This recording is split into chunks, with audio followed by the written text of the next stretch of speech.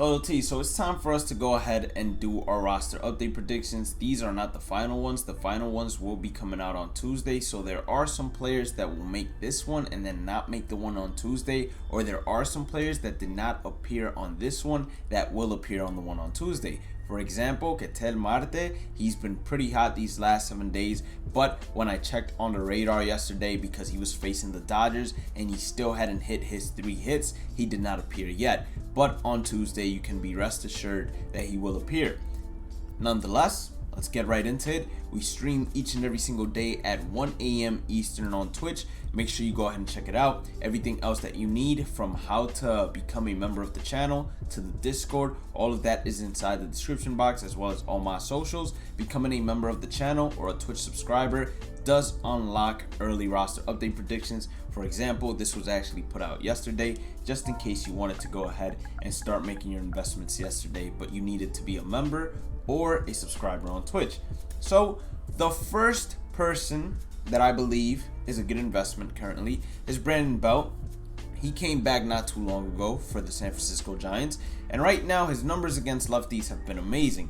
Versus righties, the slugging is on par, but I don't see any increasements. Neither do I see any increasements against right-handers either. I think it's perfectly fine where it's at, but he's been slugging tremendously well against left-handers, and his contact has been well as well. So I think both of those numbers could receive an increase that therefore would allow him to go up to a silver. I think he's a good investment right now at 57 stubs. If you go ahead and purchase him, you'll be able to quick sell him and make a profit of 43 stubs a pop. Or if you purchase enough of him, what you could do as well is do the gold exchanges or just sell him, but his price is going to be low at that time, since a lot of people are not going to go invest in him. But I think he definitely is someone to keep an eye on. If he doesn't get the upgrade this week, he definitely seems to be on the right trajectory to go silver. Then we have Carlos Correa. Right now his sell now price is 4.2k. I have him as a fair investment because you're not going to be making too many stubs. Now if you had listened to me, because I'm pretty sure I predicted Carlos Correa going for diamond, like, I don't even remember how long ago, but I'm positive inside my list I had him. If you had started picking him up when he was for underneath 2k, by now if you started selling him already, you're already making a profit. If he goes diamond, you're going to be making an even bigger profit. But I see both his contact versus right, and then his power versus right and power versus left getting the upgrades necessary in order to push him over the edge. I have him as a fair investment because if you go ahead and put a ton of buy orders now, you're only going to be making 800 stubs a pop whenever he does go diamond, unless his price on Thursday night is above 5.556 stubs. If it's above that, then you want to start listing him because you'll be making more stubs after the 10% cut than if you went ahead and did the quick sell value. Now we have someone from the Mariners, I believe, and that's going to be Ty France. Ty France, he's doing really well right now. He's really hot, especially against left-handers. So I see his contact versus left and his power versus left receiving another increase. He is someone else that I say you hold for silver. If he does not go silver this time around, you still are holding for silver. I have him going up to 74, so I don't see him making that jump to silver just yet, but he is definitely someone you want to keep a close eye on and someone that I would be open to investing in. A very, very hot hitter, pretty sure he just won Player of the Week with Shohei Ohtani, is Kyle Schwarber. Now Kyle Schwarber, I have him as red, meaning that his price is way too high to invest in. And it's gonna be a similar story to Austin Meadows. Austin Meadows, a lot of people inflated his price to 300, 500 stubs, and then when he went silver, his price dramatically dropped. I believe the same thing is going to happen with Kyle Schwarber because I do not see a world where SDS gives him 8 points to push him all the way up to a gold. So if you believe that he can go gold after he gets an upgrade this Friday, then right now the prices you see are a fair price, but I don't see him going gold in one update. If anything, I see him getting contact versus right, which right now is a 46 and an 86, so he doesn't even have that much room to grow in terms of power versus right, so that's gonna hurt him tremendously, but he definitely does for contact versus right. So I see contact versus right, power versus right. I see him going up to maybe a 76, 77 is the highest I give him. And if you're gonna invest in him currently, you're investing in him to go gold. So you're gonna hold for gold if you invest in him currently, because you're not gonna be able to sell this man on Friday for any more stubs than what you're seeing right now. I promise, if not promise, I can guarantee you that unless he stays tremendously hot, and a lot of people are investing in him to go gold, but I wouldn't go ahead and put my money on that because the amount of years he has playing this game, I don't think I've ever seen him as a GOAT, to be honest. So we got Mountcastle from the Baltimore Orioles. Right now, versus left-handers, he's been killing it. He doesn't have much room in terms of contact versus left, so that hurts him tremendously. But power versus left, he does have room. I think he's going to get both contact and power versus left upgraded. I think he goes the similar route to Ty France. So either him or Ty France, they're going to hit silver. One of the two, in my opinion. Not sure which one it is. Whichever one makes the final one, they both might make the final roster update predictions, and both of them might be performance still hot enough to actually crack silver. But I think he is another one that you could hold for silver, and you can make some pretty sweet stubs. Well, actually, I had him as a good investment. So yesterday his price must have been low, but today his price is a fair price. You're not really gonna make stubs if he goes silver, so you might even market this price that he currently has as the same as Kyle Schwarber. You would only invest in him currently if you're looking to make stubs whenever he does go gold, if he even has that path available to him, if you want me to be completely honest with you. Because if he does go silver, that 105, it's gonna be probably his value at silver as well. So Jose Altuve, he's selling for 4K, another fair value. You're not going to be making over 1K stubs, but you're going to be making a good amount of stubs if he does go diamond. Jose Altuve, I would be seeing his contact versus left, and then his power versus right, and then you can give the minimal, right, to his power versus left. I see him going up to an 84, 85 overall, so I don't have him as a for sure lock-in diamond. I have Carlos Correa more of a for sure lock-in diamond than Jose Altuve, but either one of them can go. On Tuesday, when I make that final roster update predictions video, or when I put the early ones out, you will know which one I have more faith in. But regardless, Jose Altuve, he's a hold for diamond. Jose Altuve, his 3-year averages, which I highly doubt they go off of that. He's been a monster all except for last year, and that's not going to stop anytime soon. David Fletcher from the Los Angeles Angels. David Fletcher, he's been doing pretty well. I'm pretty sure he started off the year as a GOAT, and then he was slumping horrendously. But the beautiful thing is, those players that start off in MLB The Show as a higher tier and then they drop down, they have a great chance to make up that gap that pushed them down instantly because they were already that tier previously. So SDS awards them a lot more. Right now, all I see is contact versus left going up for David Fletcher. But I think he's a good investment right now, long term, for someone that can go back to gold no problem, especially because his defense is diamond. 97 fielding, I mean, you can't ask for much more. He definitely has his eyes set on the prize, and he just needs to continue it because he's starting to get hot, and I like what I'm seeing from him. Brian Reynolds, I've been advertising him for the longest, ever since he was like a 76 overall. He is on the right path. I think all his hitting attributes should go up, and I do see him going gold. Like, this is one of the guys that I'm confident he's going to be a lock-in for gold, but we won't know until the final roster update predictions. Jonathan Schoop is someone I've also kept a close eye on, but I didn't predict at the time because he was hitting like 220. But he's just been on fire, and he stays on fire. So I see his contact versus right and his power versus right getting upgraded, right?